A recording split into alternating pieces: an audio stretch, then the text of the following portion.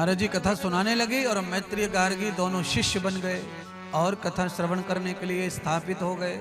आसन ले लिया और शिष्य बनकर कथा श्रवण करने लग गए। तब नारद जी कथा सुनाते सुनाते कह रहे हैं, यावते वेद सुधा पंचम। अरे भाई, ये भागवत कृष्ण कथा जो है वो 5वां वेद माना गया है। तो मैत्रेय ऋषि ने कहा कि इस वेद की रचना क्यों हुई और इस वेद की रचना का कारण क्या है। तो भगवान नारद जी ने कारण और समय और इसकी विधि बताई कि इसकी रचना क्यों हुई। तो कहा, तापैर शंकरम योगम। एक दिन माता पार्वती जो है बैठी हुई थी और अचानक माता पार्वती को पिछला जन्म याद आ गया। और पिछला जन्म जब माता पार्वती को याद आया तो पार्वती को पिछले जन्म की यादों में क्या दिखा कि मैंने पति शंकर की आज्ञा का उल्लंघन किया और मैंने भगवान श्री राम जो ब्रह्म रूप थे उनका भी मैंने परीक्षा लेकर अपमान किया।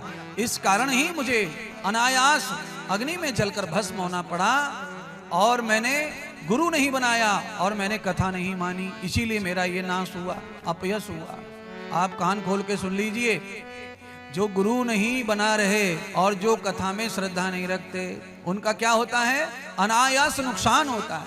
भस्मम नवेदितम अग्निम, वह अग्नि में भस्म हो जाते हैं बार बार बार बार। कितनी बार, कोई गिनती नहीं है कितनी बार भस्म हो चुके हैं हम और आप। इसीलिए हमको चाहिए कि हमें सर्वप्रथम कोई गुरु बनाना चाहिए, चाहे कुछ भी हो जाए।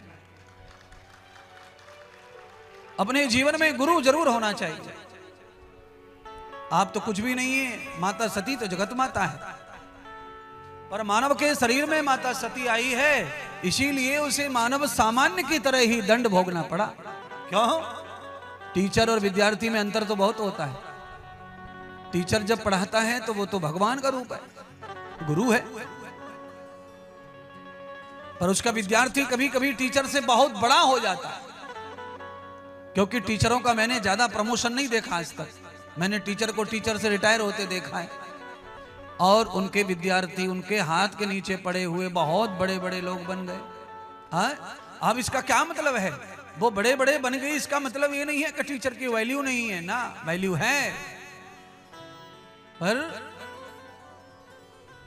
माता सती महान तो है, पर सामान्य की तरह दंड भोगा उन्होंने। क्यों? माता सती संदेश दे रही हैं कि आप मानव शरीर में आकर के अगर ये गलती करेंगे जो मैंने की है तो हर हाल में आपको भी ये दंड भोगना पड़ेगा। विहतो न बहेतो भगवन, भगवान की नजरों से जो गिर गया वो फिर कहीं उठने वाला नहीं। शंकर की नजरों से सती गिर गई थी, इस कारण सती को कोई बचाने वाला नहीं था।